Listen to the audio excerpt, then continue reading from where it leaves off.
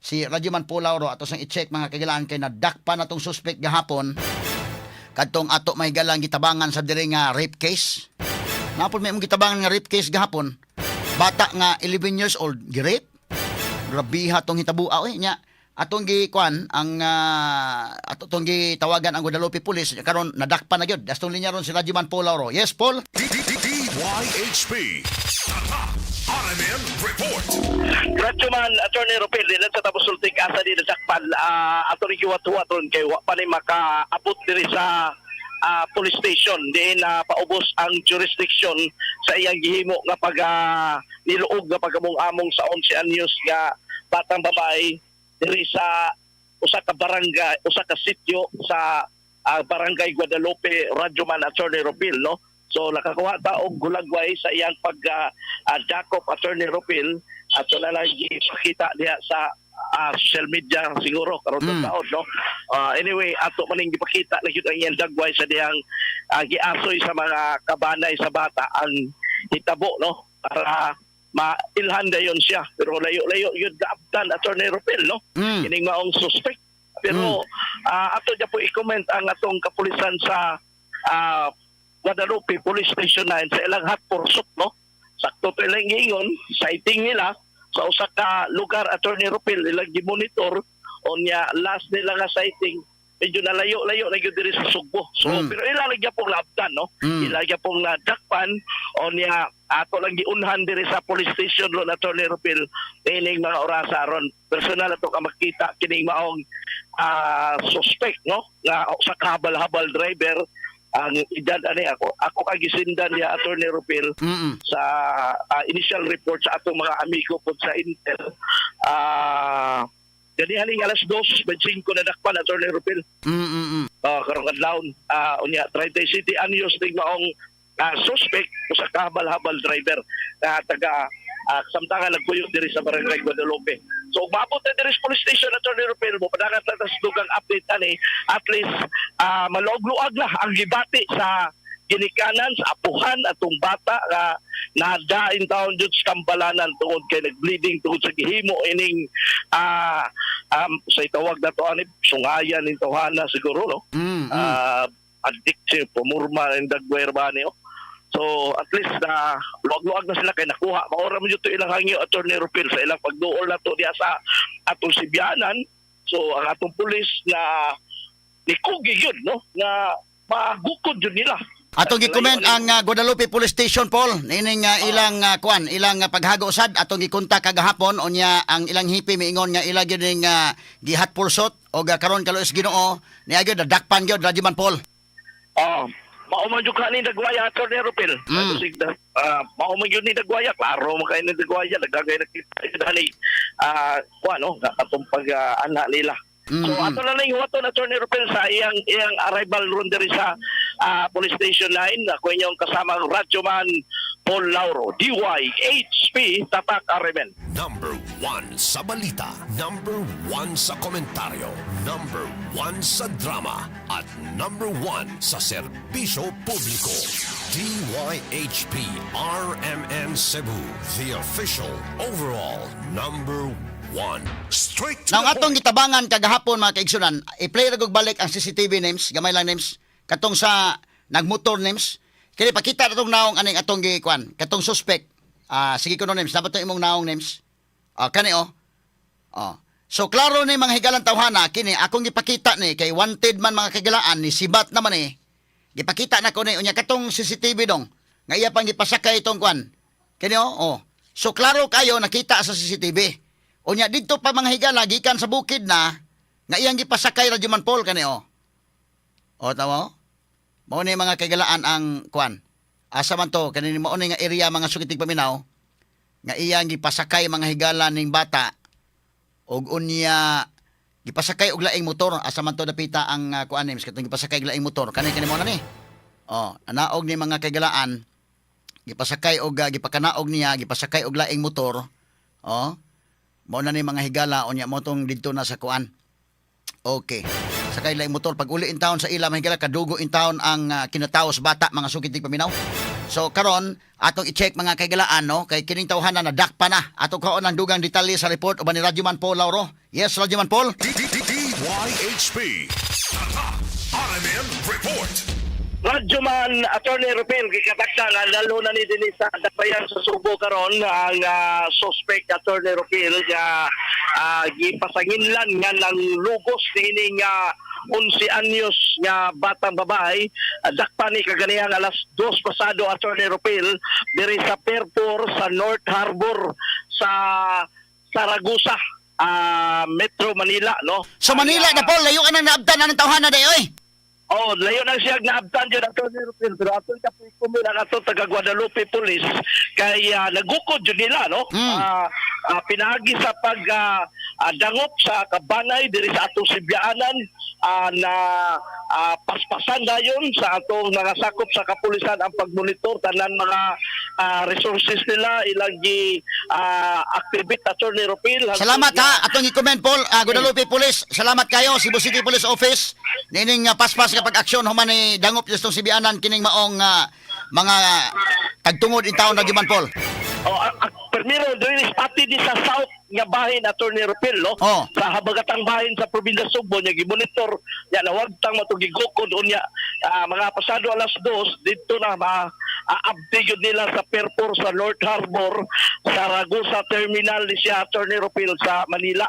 Paspas ano, so kining tawhana gahapon sa pagkon pa lang nato gipasunda na kay bawo na ta asa dapit ang sightings ang atong kapulisan ni hot pursuit na paspas kay Paul abot Manila na dito na madakpi. Grabe ha.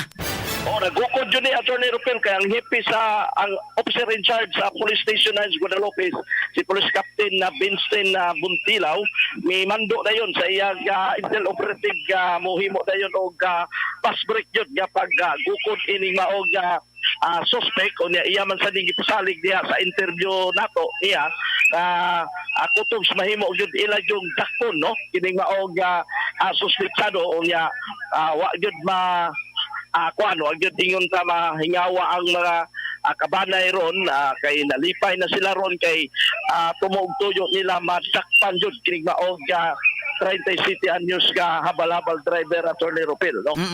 So, human mo reklamo, human mahitabo ang insidente ni atong March 7, ang reklamo ni Sig, pasaginlan siya nga mao'y himo sa maong niluog nga pag-among-among in taon sa 11 anyos ka batang babae paklapa in taon sa ospital kining maong bata. Basta ang paggukod dayon. So, gikan South, bukod dayon diri sa kadagatan ni Attorney Rupil, dito dayon na corner dayon pag-abot sa terminal. Alas 2 pasado ni, alas 2 pasado.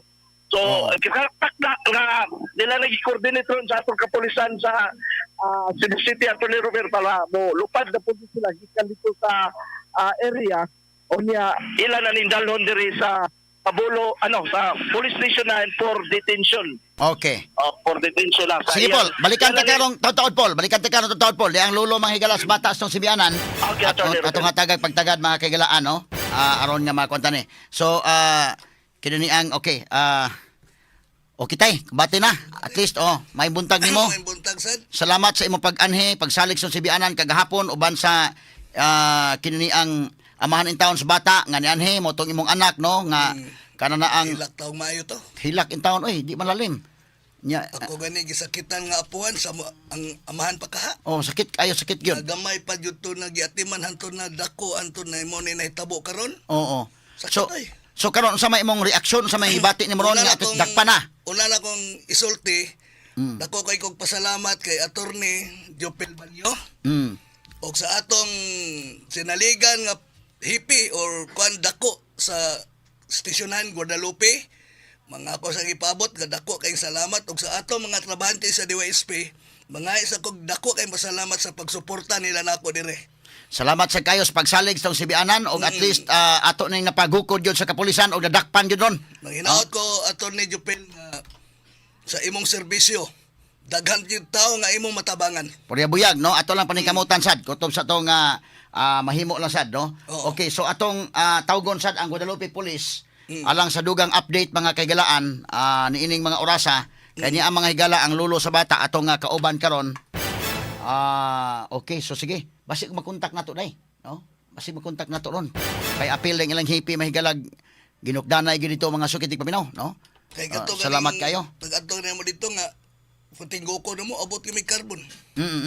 Ba't kating tawhana at least nakahatag mo og dugang pong infos ng kapulisan asa posible nga mga to. Mao. Kini tawhana no, mo tong gigukod unya nakatabok yung dagat ay nakalarga gyud Manila, 5 ka na. Nakoy nabalitaan nga from Cebu City kay atong Sunday nitawag man ang kuan ako magitchatan iyang amahan Oh. nga wala na ko sulti sa mga panghitabo. Oh. Kay kumpare ba yan ako naman na Sus Ginoo ko. kumangilan, please call me this number. Oh. Asap nitawag ga atong pagalunis. Mm. Wa ko no siya makibaw kay off duty ko no ran Domingo nya nanugway siya kanding unsa pa da etc. Mm. Insa nga nahibaw na ko si Tabo. Di jud siya maka tuo nga mahitabo na siyang anak kabutan ko. Wa na nataana ang ako lang pangayoon sa sitwasyon karon tabangi ko ug ang among pamilya ug ang bata nga isurrender na lang jud sa labing madaling panahon. Oo. Yan so sulti. Sige kay akong kontakon ako may igsuon sa Negros ug asa ang uban mga relative nga ako jud ang paningkamutan nga ma-surrender na. Nga gi-interview mo sa itong inahan ni Barangay Captain Litoy Sinisa. Nagpasalamat sa kong dako kang kapitan namo sa Barangay Kalunasan. Si Litoy Sinisa nga dako sang natabang namo. At least nagtinabangay ang tanan ani ron. Okay, nining maong sitwasyon. So ang hipi sa Guadalupe Police nga to na interview kagahapon. Sa pagkakaroon mahigala medyo kuan pa ato panggi kuan kay sila dai mismo mo ay nagdakop ano dito. Sige, so salamat kayo ha. So sa ato pag-interview mahigala kagahapon na atong ipaabot ni mga kagalaan ng maong problema nga nian abot sa Sibianan. Pinaspasay gyud ang ginukdanay. Sabi gyud, no? At least apsan gyud lang kadugayan eh. Ako sige sa kong monitor o itog sa Facebook. Tanan gyud, monitoring gyud, Monitoring gyud kung sa mga panghitabo. Sus Ginoo ko.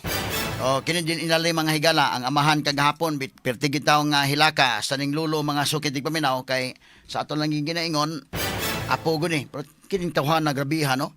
Makahimo man sa anang ko nga imo man ganing amigo ra ni tawhana di ay. Sige nga atos balay pangita sa akong anak kamanghuran kay suod ka na sila. Oh. Mura ning managsuon kay maghumhuam og sapatos kay muduwag basket. Oh. Nga mao gyud nabuhat niya sa akong pamilya. Sus Ginoo ko. Isura naman na nga karon daghang mga leksyon nga to makuha ani mga sukitig paminaw nga di gyud mo kumpiyansa na mo mga anak, mga apo nga mga babae din ha. Di gyud kumpiyansa na usay magsudsud sa balay mga suod, mga kuan na sus. Paghiman-himan pa mao may mutukob daig tiwa kuan unay. Muna nga bantayanan gyud. Angay ng kuan attorney Jupil dili na napagawson kay ngano daghang mabiktima na, daghang nabiktima ang bata na sa amuha. O gyud no kay katong imong usa ka apo mo iya sang Kapita jud. iya pong taga-taga ag kwarta. Kuyaw din ni siya pamaagi day no kini mao nga tawo mga kigalaan kay maghatag-hatag og kwarta sa mga bata nya kini mga bata po dali ra mo mada. Nya mao na nga mag-uban-uban na niya ning bata. Malaylo man. Oo. So sige no ato ning gi-contact mahigala ang Guadalupe Police pero sa pagkakaroon mga kagalaan ang ilang hipi dito wa pa nato makuan kay ang ilang hipi mismo mooy nangunay sa dakop na dito. So ato ning gitagag pagtagad mga higala basin og kakuha pa ta og dugang pang kuan number ba kaday nga ma-contact nato to kay tuas kauluhan mga kagalaan. Standby lang sa kadali ha.